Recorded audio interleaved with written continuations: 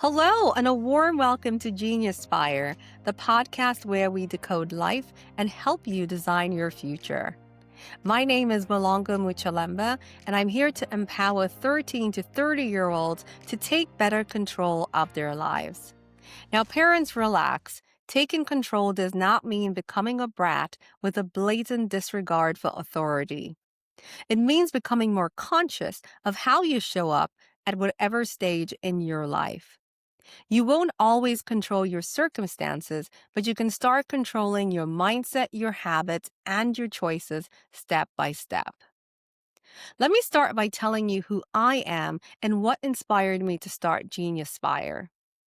I was born in Zambia and spent part of my childhood living in Belgium, Italy, Japan, Mozambique, and the UK. After high school in Rome and a gap year spent celebrity spotting in Tokyo, I wanted to go to university in the US. But my parents decided to ship me back to Zambia to attend the University of Zambia, which was once one of the best universities in Southern Africa.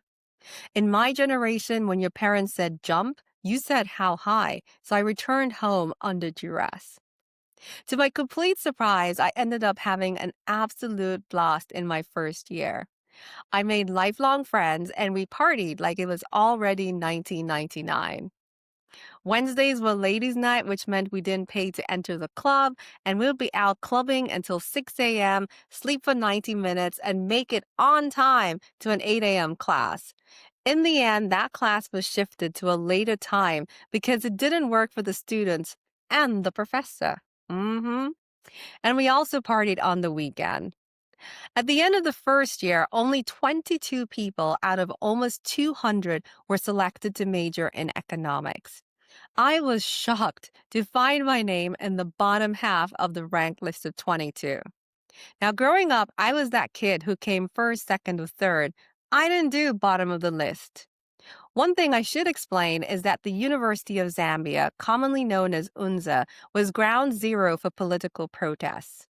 The government would shut the university down if they wanted to make unpopular changes.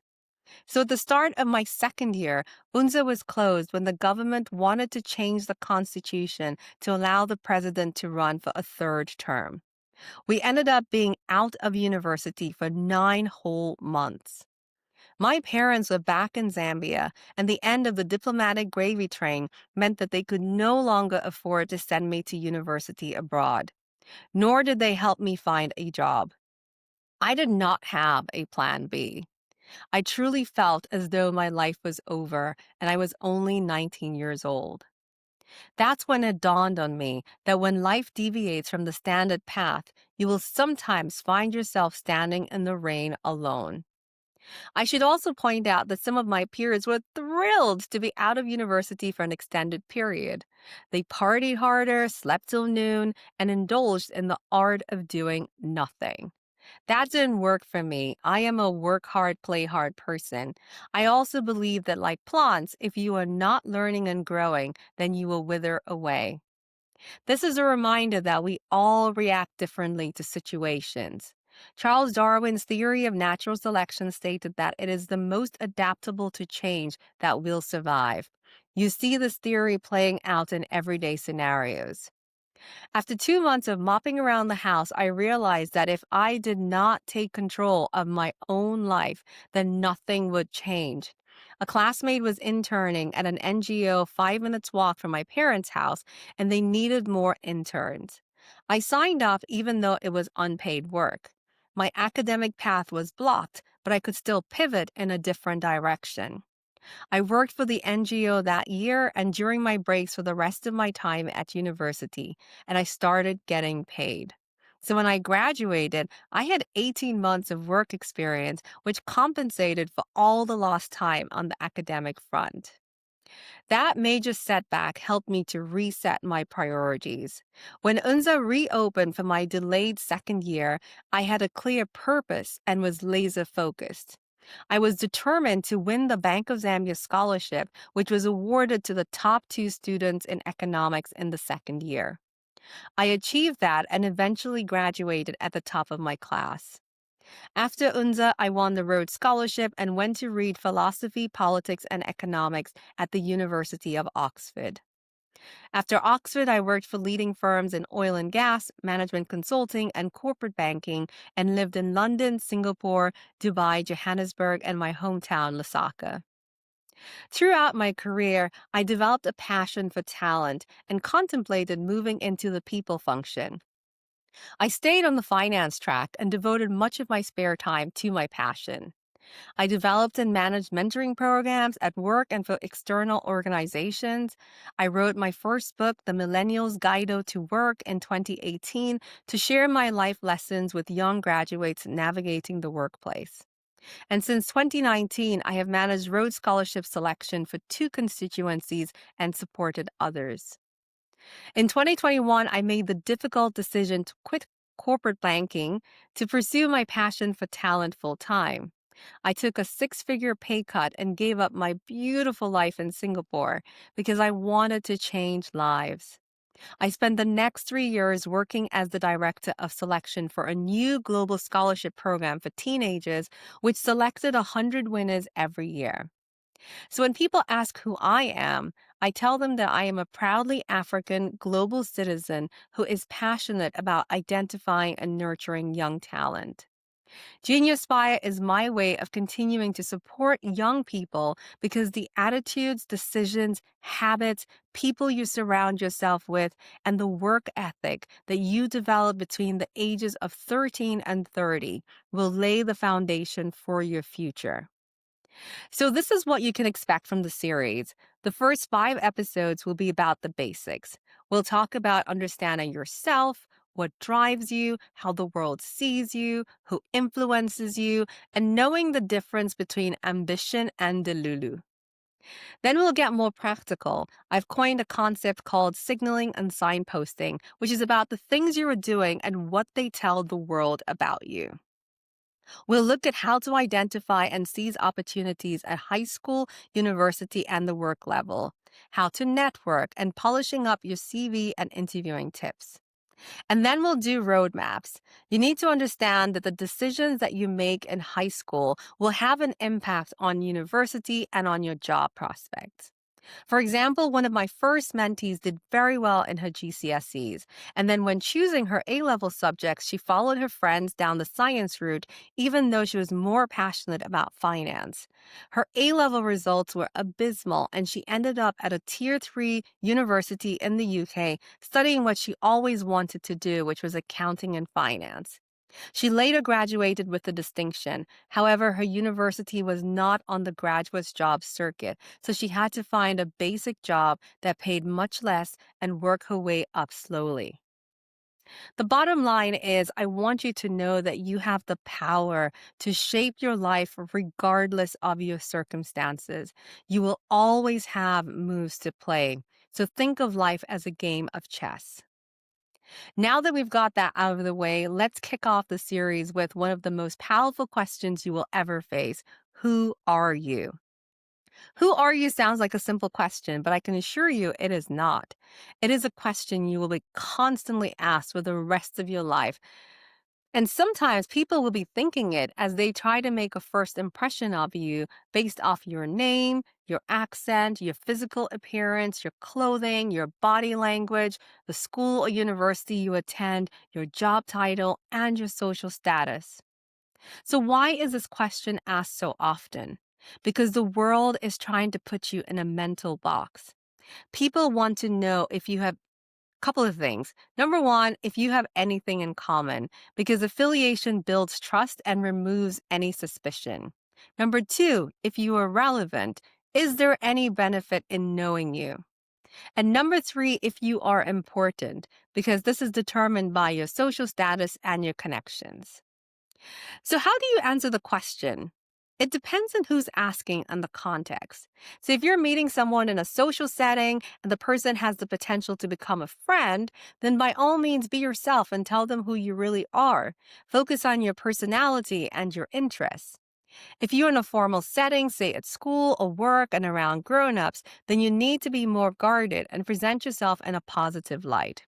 For example, instead of saying I'm a student, say I'm a student passionate about machine learning and AI, if those are your interests.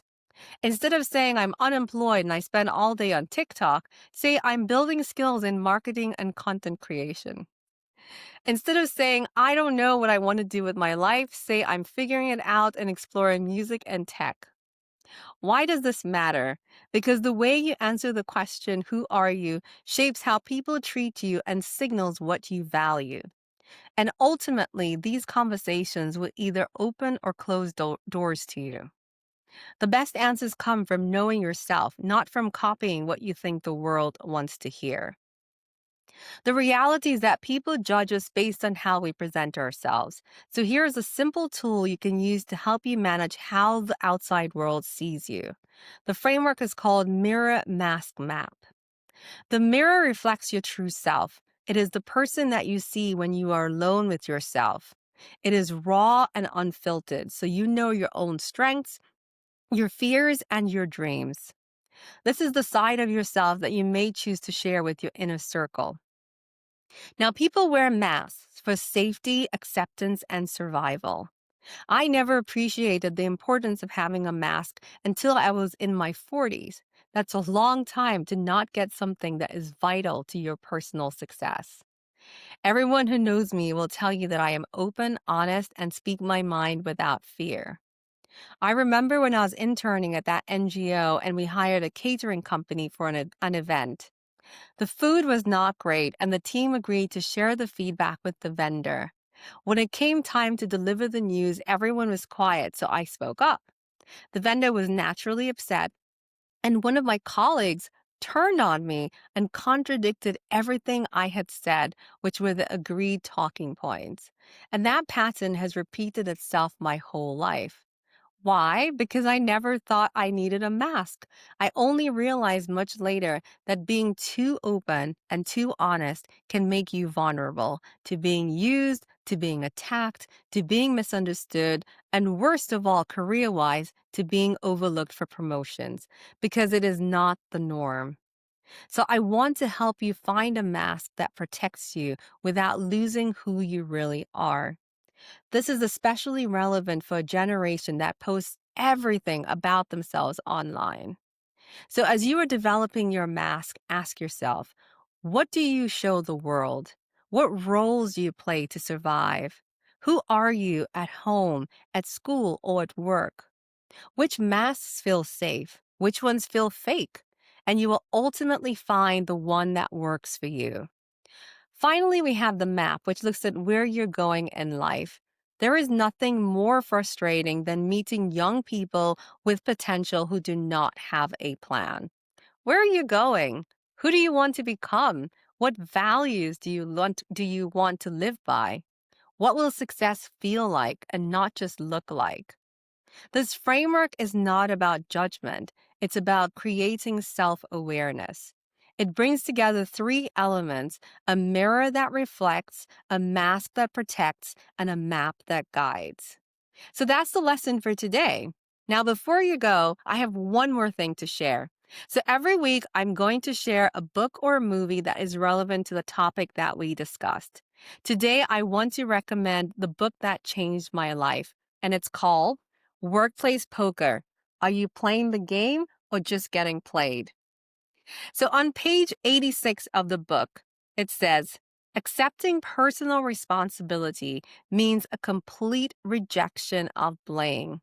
It means not making excuses, citing other people, or attributing circumstances to external events, unfairness, or bad luck.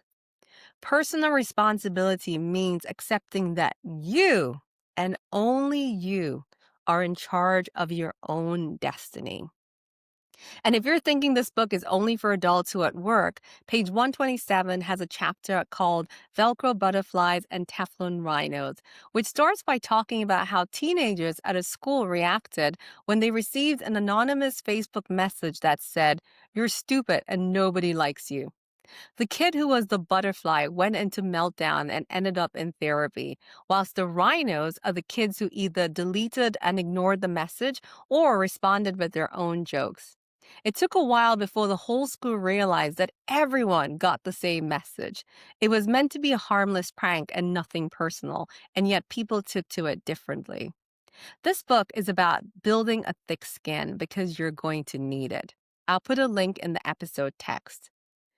So, we made it to the end of the first episode. Thank you so much for watching. I'd love to get your feedback on episode 1, so please drop comments here on YouTube or share a recap with us on TikTok, Instagram, or X using Geniuspire as a hashtag.